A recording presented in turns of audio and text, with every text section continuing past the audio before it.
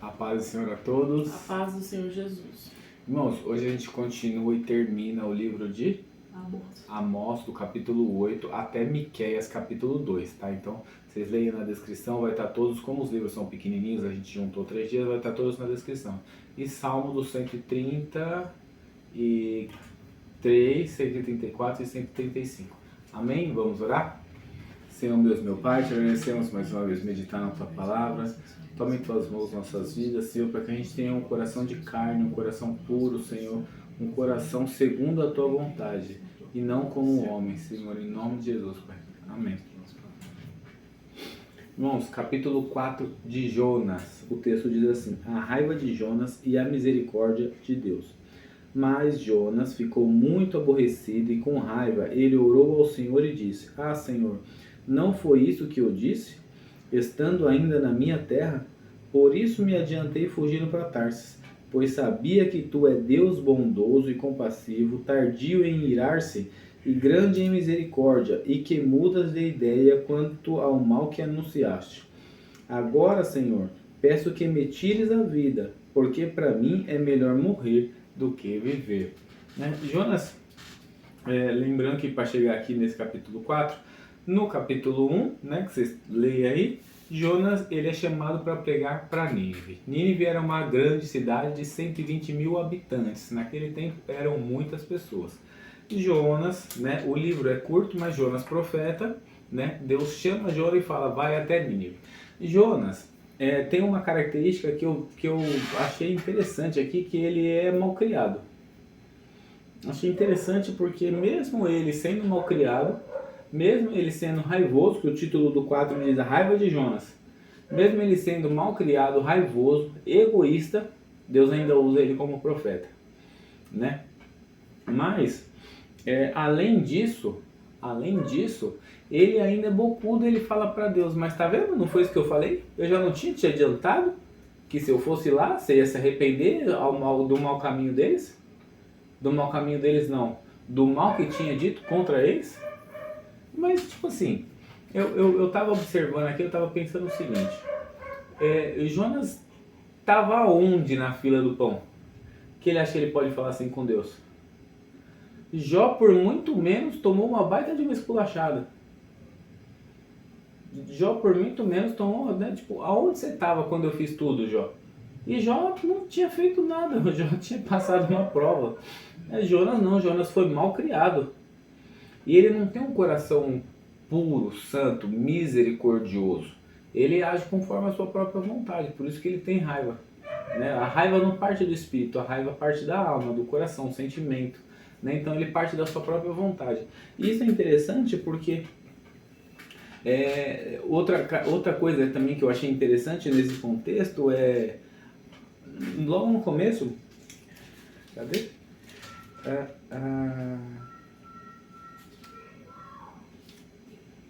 Eu não vi aqui a grande cidade de Nínive, porque a sua maldade subiu ao céu. Mas teve um outro versículo que eu vi aqui, que eu não me lembro agora onde ele está, que diz que a cidade de Nínive era muito importante para o Senhor. Mas que raios que a cidade de Nínive é muito importante para Deus? O povo escolhido de Deus não é os hebreus? Por que Deus se importa com os outros lugares? E isso é algo que, se o judeu atual lesse com atenção e com boa vontade de querer entender esses textos, ele já ia entender que Deus não veio só para ele. Por quê? Por que a cidade de Nínive é importante para Deus, sendo que eles não são hebreus? Sendo que, se a gente for olhar no mapa, logo quando eu vi, tá no comecinho isso. Dá uma lida aí enquanto eu falo aqui. Tá entre 1 e o 2, porque foi a hora que eu peguei o mapa aqui para dar uma olhada. A cidade, Israel tá aqui embaixo, Tarsis está aqui à direita, Nínive está aqui à direita, mais ou menos uns 200 quilômetros de Jope, e Tarsis está a 3 mil, na Europa, Tarsis está a 3 mil quilômetros do outro lado. Então não era o povo escolhido, não era a cidade que Deus queria. Mas por que raios Deus se importava com Nínive? Deus se importava com Nínive porque Deus se importa com todos nós. Essa é a grande questão. Deus se importa com todos nós. Então, ele fala assim, até ele fala para Jonas aqui no final do 4, Jonas, cadê no 6? Então, 4, ele fala assim, você acha que é razoável essa sua raiva? Então Jonas saiu da cidade e sentou-se num lugar a leste da mesma. Ali construiu um abrigo, sentou-se na sombra para ver o que aconteceria com a cidade. Então o Senhor Deus fez crescer uma planta por cima de Jonas para que fizesse sombra sobre a sua cabeça, a fim de o livrar do seu desconforto. E Jonas ficou muito contente por causa da planta. Mas no dia seguinte, ao amanhecer, Deus enviou um verme que atacou a planta e ela secou. Quando o sol nasceu, Deus fez soprar um vento leste muito quente. O sol bateu na cabeça de Jonas de maneira que ele quase desmaiou. Então pediu para morrer, dizendo, para mim é melhor morrer do que viver. Logo aqui no finalzinho ele diz assim, então Deus pergunta a Jonas, você acha que é razoável essa sua raiva por causa da planta? Jonas respondeu, é tão razoável que até quero morrer. E aí Deus fala assim, você teve compaixão da planta, que não lhe custou trabalho nenhum, você não a fez crescer, numa noite ela nasceu e na seguinte ela secou, e você acha que eu não deveria ter muito mais compaixão da grande cidade de Nínive, em que há 120 mil habitantes? Então, a gente vê hoje coisas acontecendo no nosso mundo parecidas com o cenário de Jonas. Jonas teve mais compaixão aqui pela fala de Deus, Jonas teve mais compaixão da planta, que nasceu e já morreu para provar a vida dele, do que de Nínive, que tinha 120 mil habitantes. São pessoas, é o próximo, né? E depois, lá na frente, Jesus até dá como um novo mandamento, né? Amai o seu próximo como a ti mesmo. Porque Jonas vivia querendo mais vingança do que tinha misericórdia, né?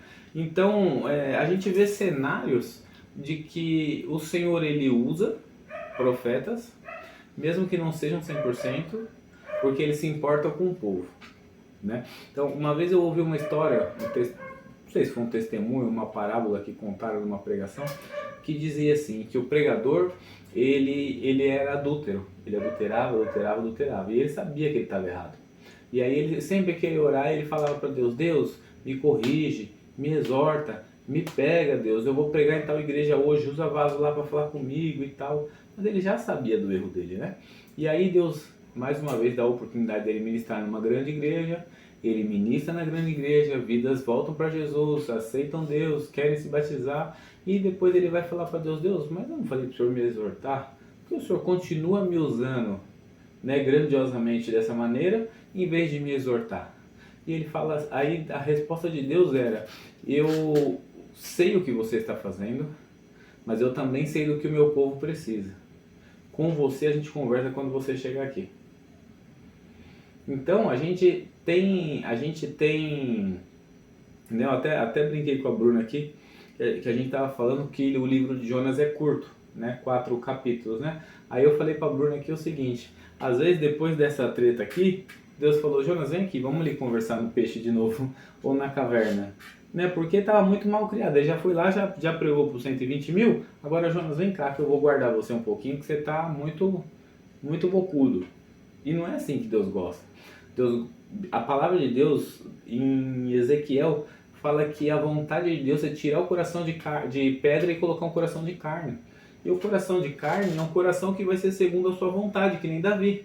É um coração que, por mais que os filisteus tenham ido contra ele, ele pensa 2 vezes para reatacar, revidar os filisteus. Ele vai consultar a Deus, porque ele sabe que os filisteus deram abrigo para ele quando ele precisou.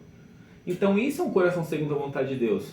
Ele sabe que ele tem que fazer, mas ele também sabe, são dois extremos. A gente sabe o que Deus quer,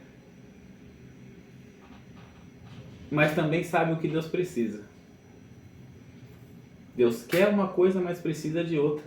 Olha que forte isso. Porque no começo, Deus fala para Jonas. Jonas, eu já misturei tanto assunto aqui, né? Deu para entender? Tá pelo menos cabível o entendimento? Deus fala para Jonas, o cheiro de Nínive chegou a minhas narinas e eles estão pecando muito, certo? Então o que eu quero é castigá-los, porque quando acontece isso, né, como Sodoma e Gomorra, Deus castiga. Então o que Deus quer é isso, vai lá e prega para eles que eles vão ser destruídos. Está no texto, não é inventário, está no texto, certo? Mas o que Deus precisa? Deus precisa que Jonas vá até lá e pregue o arrependimento para que eles se arrependam. Então são dois extremos, o que Deus quer e o que Deus precisa. E quando a gente, em vez de fazer o que Deus quer, faz o que Deus precisa, ele faz o que está no texto aqui. Ele é tardio em irar-se e grande em misericórdia, e que mudas de ideia quanto ao mal que anunciaste. Isso que acontece quando a gente faz o que Deus precisa e não o que Deus quer, né?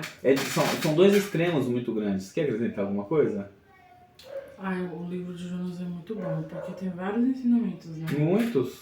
Essa rebeldia de Jonas mostra que não tem lugar pior, de modo rebelde, eu digo, do que estar na mão do Senhor. Porque Deus, ele nos livra das coisas, mas e quem nos livra de Deus? Ninguém nos livra de Deus. E ele vai parar na boca do peixe, né? E através da sua oração, Deus dá ordem para que o peixe vomite ele. E Deus dá ordem para que a tempestade aconteça, para que ele seja jogado. Sim. E através dessa situação, desse mar revolto, e de eles tirarem sorte e ver que era por causa de Jonas, e os marinheiros verem tudo aquilo, eles decidiram servir ao Senhor. Então Deus, ele faz de uma tragédia, né? Não, peraí, você veio pra cá, mas eu vou salvar esses daqui também, porque Deus, ele é tão grandioso que também é impossível, né, as pessoas verem a grandeza dele e não o adorarem. Sim. Assim como Nabucodonosor e Dário viram, né, o que Deus fez, esses marinheiros viram e falaram, não, peraí, os nossos deuses que a gente acabou de pedir socorro não responderam. E aí o cara vem e fala que adora ao Deus que fez os céus e a terra, e quando ele foi jogado, a tempestade cessou. Não, e eles ainda se preocupam, Deus, que esse não venha ser um sangue inocente nas nossas mãos. Tipo assim, porque se ele for inocente, eles também iam pagar um preço. Sim. Então eles ainda se preocupam com isso. E aí eles jogam ele, quando o Jonas é jogado, a tempestade cessa. Eles falam, não, peraí, esse Deus realmente é o Deus do céu e da terra. E aí ele dá ordem pro peixe, o peixe vomita. Aí ele se arrepende, né? Jonas se arrepende porque agora ele obedece.